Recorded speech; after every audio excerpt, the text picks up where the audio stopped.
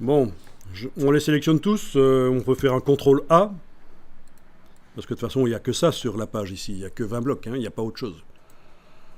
Et on va les pré-régler pour que quand on amène des images dedans, il redimensionne l'image. Alors vous allez peut-être dire, mais on a un style qui fait ça, mais on ne va pas l'utiliser. Parce que ce style, oui, il pré-règle les blocs pour que quand on amène une image dedans, ça remplisse proportionnellement, mais à mon avis, il doit aussi y avoir de l'habillage dessus, et on n'a pas besoin d'habillage ici.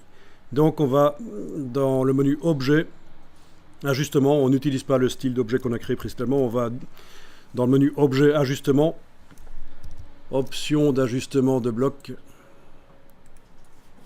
et là vous allez dire remplir le bloc proportionnellement. Ceci, on n'a pas besoin de le cocher, on va pas redimensionner le bloc. Je ne pense pas. Juste remplir le bloc proportionnellement. OK. Et là, normalement, quand on amène une image dedans, elle devrait se redimensionner. On va le faire avec une image. Vous allez activer le bloc, un des blocs, et aller chercher une image, et on va voir comment ça se comporte quand on va chercher une image.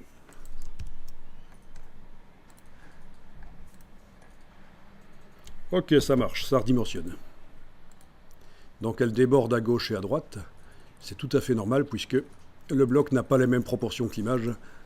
Mais en tout cas, elle a été redimensionnée pour être montrée le plus grand possible sans être écrasée dans un sens ou l'autre. Ça veut dire ça proportionnellement, remplir le bloc proportionnellement. Je vais enregistrer le document.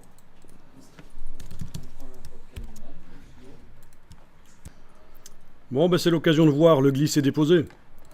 Alors je vous montre, vous allez devoir réduire la fenêtre du logiciel. Ah oui, sur Windows c'est un peu différent. Vous avez une case en haut à droite, une case qui permet de rendre le logiciel flottant. Vous la voyez au milieu, la case. Donc vous devez cliquer sur l'icône du milieu en haut à droite sur Windows, comme ça votre application est flottante et vous allez pouvoir la bouger. Alors je vous montre ici, la fenêtre des scripts je la ferme, j'en ai plus besoin. Je vous montre ici, l'idée que je veux vous montrer, c'est que vous avez la possibilité d'aller dans Windows, mais ici c'est le Finder, je suis sur le Mac, aller chercher le dossier qui contient les images, affiché par icône, voilà. Vous avez l'affichage par icône aussi dans Windows. Et donc, vous voyez normalement vos images. Surtout, vous voyez normalement vos images. Surtout sur Windows, si elles sont en JPEG et en PNG. Celles en Photoshop, si vous aviez des images au format Photoshop, c'est pas certain que vous allez les voir sur Windows.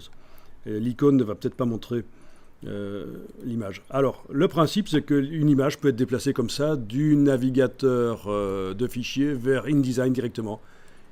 Cliquer, glisser, déposer, et voilà, ça marche. Ça, c'est sympa. C'est une autre manière d'amener les images dans les mises en page en les glissant, déposant. Bon, un peu plus tard, quand on aura des versions PSD de nos images, je vous montrerai un autre système qui s'appelle MiniBridge. Il est dans le menu fenêtre de InDesign. MiniBridge.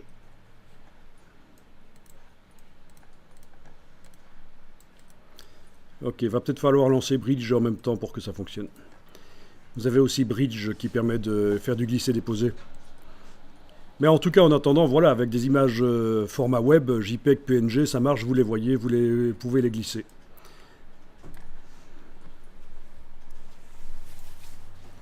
C'est surtout sur Windows que les fichiers PSD ne montrent pas nécessairement les icônes, les icônes ne montrent pas nécessairement ce qu'il y a dans l'image, donc les fichiers PSD posent problème.